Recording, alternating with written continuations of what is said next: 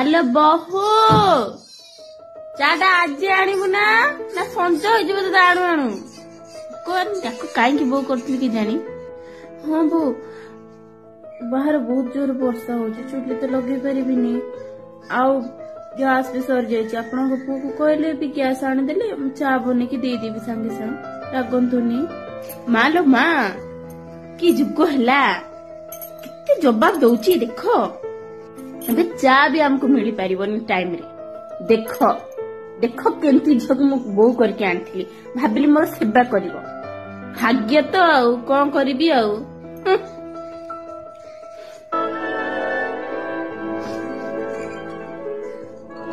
ମୁଁ ଜବାବ ଦଉନି, ଖାଲି ଆପଣଙ୍କୁ ଜଣାଉଥିଲି ମୋ ଅସୁବିଧାଟା ଟିକେ ବୁଝନ୍ତୁ।